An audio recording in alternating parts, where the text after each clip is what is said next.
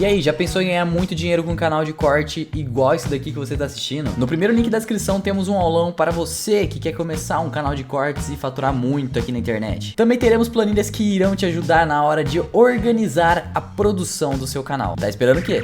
Aqui aonde eu tô mostrando agora, aqui neste mapa daqui, Tá. aqui tem Jenin. Vocês estão vendo Jenin, aqui tá escrito Jenin em branco. Tá vendo que essa parte aqui tá mais densa? É. Isso é um campo de refugiados. Esse campo de refugiados tem 10 mil homens armados. E aqui a autoridade palestina não entra. Se ela entrar, é fogo. A polícia palestina não consegue entrar aqui. Então essas pessoas começaram a se organizar, fizeram um grupo chamado Leões da Caverna,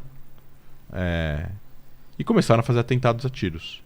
E a Israel há um ano lançou uma operação militar que já tem um ano que ela está correndo, que chama Shover Galim, que é Quebra das Ondas, que é uma operação militar israelense na Cisjordânia para prender pessoas ligadas a esse grupo e outros grupos adjacentes que ou são financiados pelo Hamas, ou financiados ou amando a pedido ou a influência da Jihad Islâmica, mas que eles querem fazer uma guerra de proxy, ou seja, eles querem fazer um atentado, querem fazer com que exista a violência, mas eles não querem assumir a responsabilidade porque eles não querem depois pagar o preço que Israel vai descontar em cima deles.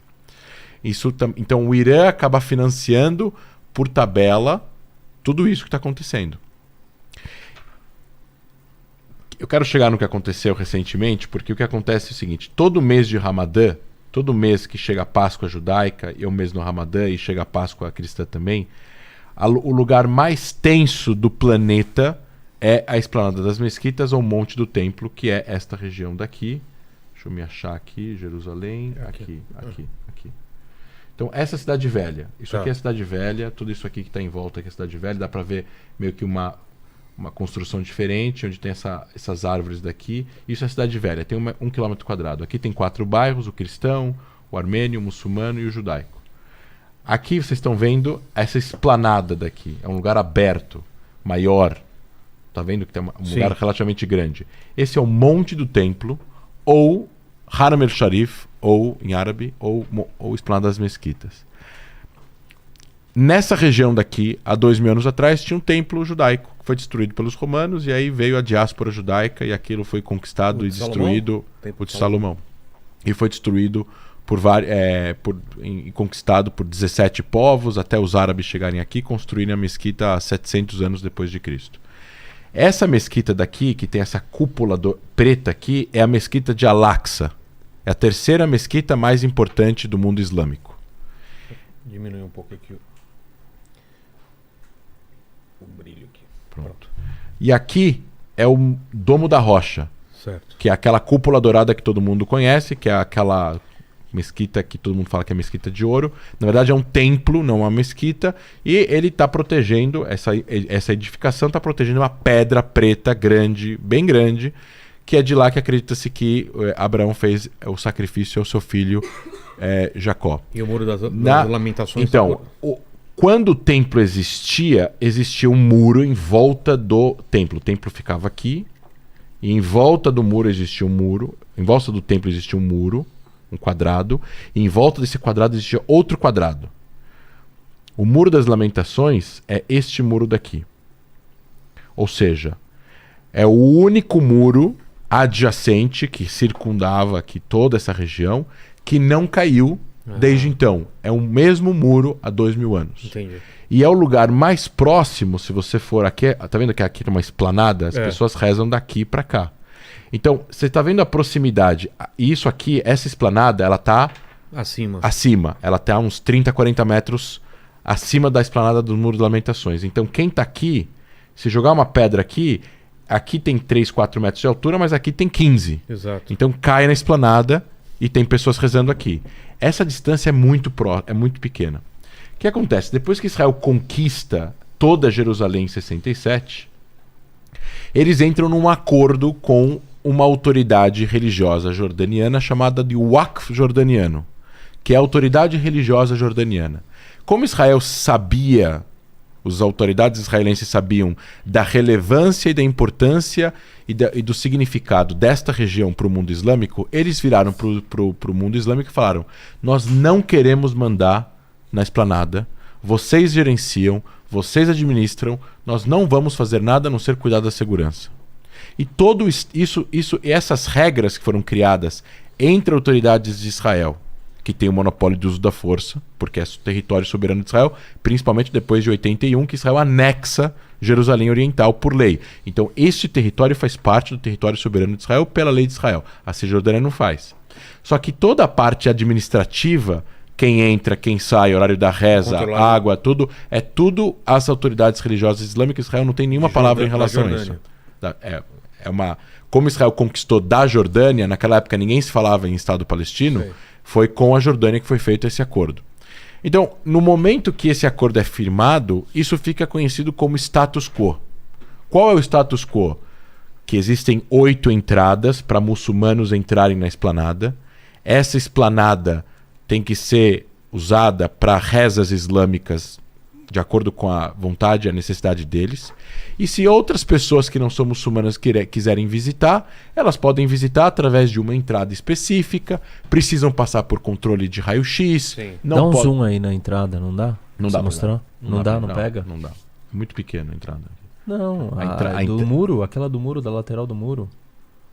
Dá pra ver, sim. Essa ponte aqui. Essa ponte. Aqui, você entra por aqui, passa por aqui, põe um controle de raio-x aqui. Peraí. Faz mais assim. Aqui, ó.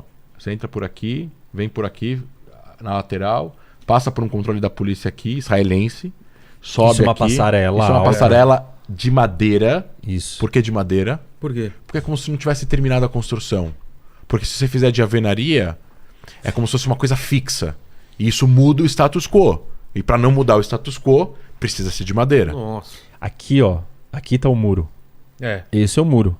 E essa passarela tá passando aqui, para entrar aqui. Para entrar aqui. Ela sobe e aí você entra aqui. E aí aqui na ponta tem pessoas do Waqf jordaniano vendo se as mulheres estão devidamente cobertas, pelo menos os ombros, não tá vendo ninguém de minissai e tudo mais. Se você é islâmico ou muçulmano para poder entrar dentro da mesquita. Exato. Então o que acontece? Há muitos anos atrás, na década de 70, não tinha muitas regras. Meu pai visitou na década de 70, entrou na mesquita, entrou no Domo da Rocha, não tinha problema nenhum. Você entrou não? Não, aí, Agora na não década de 90 para cá, na segunda intifada principalmente, não pode entrar. Eu já subi na esplanada, já visitei. Sim, eu também já fui na esplanada, aqui, mas eu não entrei, não dá pra fui entrar. com o professor Samuel, a gente foi em volta e tal. E assim, eles sabem que você não é muçulmano. E eventualmente tem os jovens e ficam gritando palavras de ordem, ou eventualmente falam, isso aqui é nosso, isso aqui é, this is ours, this is ours, this is ours. E você está só visitando, tirando foto, mas eles veem que você não é árabe e eventualmente dão esses gritos. Então o que acontece? Esse é um lugar extremamente vigiado, extremamente tenso, aonde o pavio dessa região fica muito curto durante o mês do Ramadã nos últimos 4, 5 anos. Foi daqui que começou a segunda intifada, o levante palestino contra a presença de Israel na Cisjordânia nos anos 2000.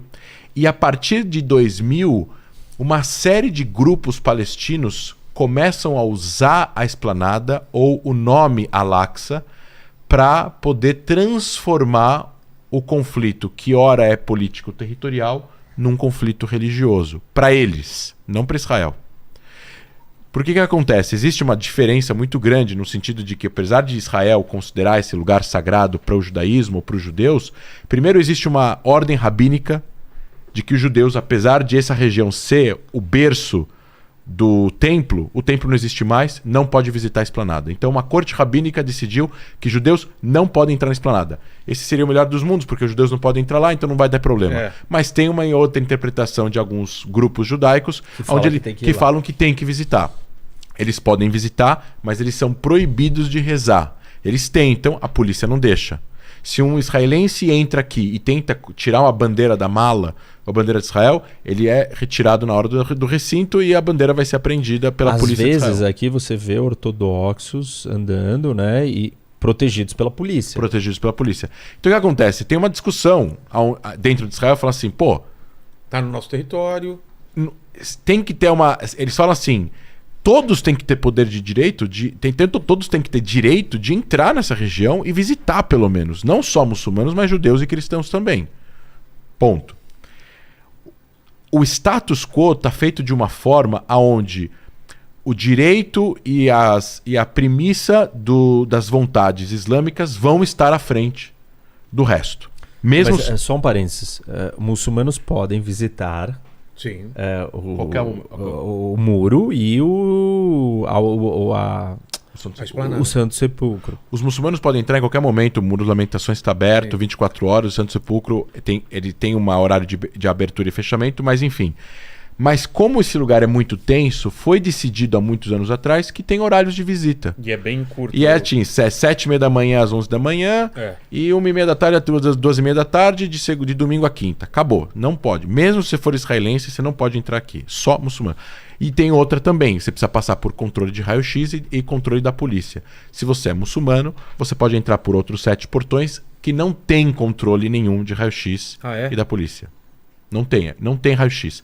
Quando tentaram colocar raio-x em 2018, 2019, teve um atentado a tiro, porque entrou um cara com armas numa mochila. Ele deu as armas para outra pessoa dentro da mesquita, ninguém viu.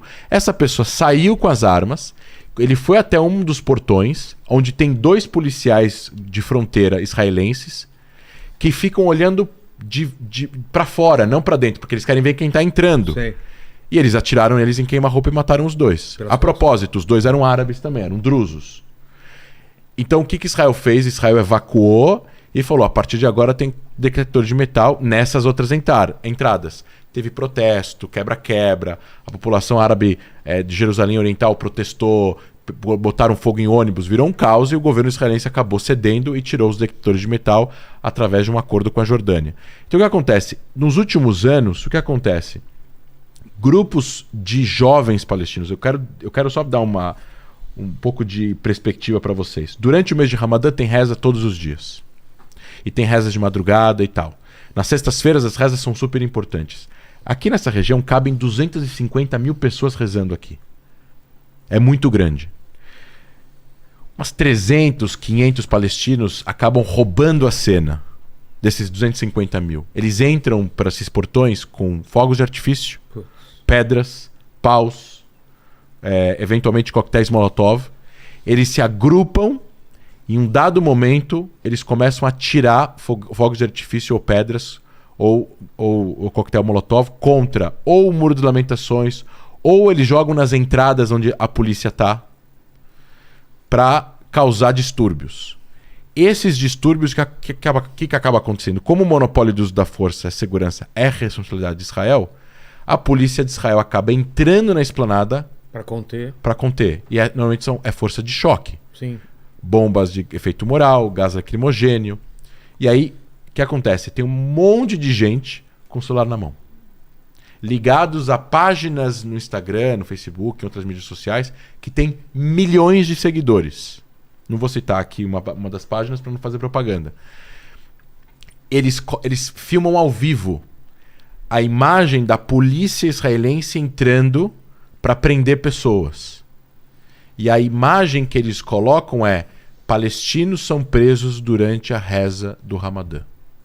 E o contexto fica completamente contado pela metade, aonde a vontade dessas pessoas é atiçar que haja mais e mais revolta, e perca o controle dessa revolta. E o que acontece? Grupos em Gaza, o Hamas em Gaza, eles usaram isso como pretexto para jogar foguetes em Israel. E eventualmente iniciar um conflito armado. Mas não só iniciar um conflito armado. Às vezes o Hamas não tem interesse de iniciar uma guerra total contra Israel, porque eles não vão vencer Israel no campo de batalha, é claro. Mas eles querem conseguir mostrar para os palestinos, ano após ano, e frente a outros grupos que o Hamas também compete por poder, como por exemplo a Autoridade Palestina, que eles são os protetores de Al-Aqsa. E que se Israel viola a mesquita, eles vão jogar foguetes em Israel para proteger a mesquita. Não que os foguetes vão realmente proteger a mesquita, porque Israel vai abater o foguete no ar e não vai acontecer nada. Mas só o ato é um statement, é uma declaração. Jogar o foguete em Jerusalém contra Israel, etc, etc. E eles jogaram foguete em 2021 contra Jerusalém, sendo que boa parte de Jerusalém também é povoada por árabes e esse foguete cai pode matar árabes. Só que foi o que o Reni falou naquele momento lá da bomba atômica, que nem todo mundo pensa de forma racional. Se morresse um árabe com esse foguete, ele vira um mártir e ele morreu em prol da causa de proteger a mesquita de Al-Aqsa. E aí vira uma narrativa do seguinte: Israel está infringindo o status quo. Na verdade, o plano de Israel é destruir a mesquita, é evitar que as pessoas rezem aqui dentro, para eventualmente construir um terceiro templo no lugar do Domo da Rocha. E essa narrativa ela é vendida por grupos palestinos, não é desmentida por outros grupos religiosos, é desmentida por alguns, mas não por outros, e cria toda uma fumaça ideológica de que realmente o status quo da mesquita está em perigo, da esplanada está em perigo, e de que os palestinos precisam proteger com os corpos deles para que Israel não viole o lugar. Só que não tem sentido nenhum. Por quê? Primeiro, Israel durante o mês de Ramadã, todos os anos, autoriza a entrada de centenas de milhares de palestinos dentro do território de Israel para poder rezar na mesquita. Então não tem sentido Israel autorizar a entrada de centenas de milhares de pessoas para depois entrar e prender 300. 2. Se alguém está indo rezar no mês do Ramadã, ele não tem por que entrar com paus, pedras e fogos de artifício. Isso não é uma reação a um ataque da polícia, é justamente o contrário. E eu não estou tentando tomar lado aqui, eu estou dando fatos concretos. Claro, Israel pode mudar a política de como ele vai entrar na região? Poderia mudar. Teve um ministro da Segurança Nacional passado que falou: Israel não é, a polícia não entra na esplanada, mesmo se eles jogarem fogos de artifício, ou se eles se trancarem na mesquita. O que aconteceu a semana passada foi o seguinte: diferentemente, às vezes os distúrbios acontecem fora, na esplanada, ao ar livre. Ah, é? É. Às vezes eles acontecem dentro da mesquita. O que aconteceu Na mesquita aqui. dentro da mesquita Dentro de do Al-Aqsa? domo negro aqui. Não, dentro do domo não. Dentro de Al-Aqsa. assim, mas tipo... Também é um não, domo. na outra. Isso. É, tem um domo menor aqui. Eles... É menor, mas a mesquita é muito maior. É gigantesca. Ah, é muito bonito. Então, assim, cabem milhares de pessoas. Eles entraram às 2 da manhã, depois da reza da madrugada, e trancaram a porta. E ninguém podia sair. Então, o que acontece? Aí vem uma... Então, mas ninguém podia sair. E aí vem uma... E aí vem a pergunta. Deixa. Existe, como um país democrático, que tem uma polícia, deixar que um grupo de pessoas se feche num templo sagrado e impeça outras de entrarem ou saírem? Então. E agora? Não tem como. A polícia vai ter que entrar lá, abrir a porta e liberar as pessoas que estavam lá dentro. E tem relatos de palestinos que estavam lá dentro e falaram: eles não deixaram ninguém sair, ninguém entrar. Tinha um senhor comigo de 80 anos e ele passou mal. E aí eles começam a jogar os fogos de artifício para fora, enquanto a polícia está aqui do lado de fora. E aí a polícia entrou na mesquita. Então, assim, tem alguns analistas israelenses que falam assim: em hipótese nenhuma a polícia entra na mesquita, a não ser que eles atirem contra o Muro das Lamentações ou eventualmente atirem contra a própria polícia. Mas se a polícia não está dentro da esplanada, é muito longe, não tem como eles atingirem. Agora, se por acaso a polícia entrar na esplanada, de jeito nenhum entrar dentro da mesquita. Entendi. Se eles se trancarem dentro, que fiquem dentro. Só que aí você tem que mudar juridicamente o status da esplanada durante o mês de Ramadã. Se a esplanada está sob proteção e soberania da polícia de Israel, não tem como a polícia de Israel ignorar um lugar que está sendo fechado, porque é como se fosse um cárcere privado que a polícia está permitindo.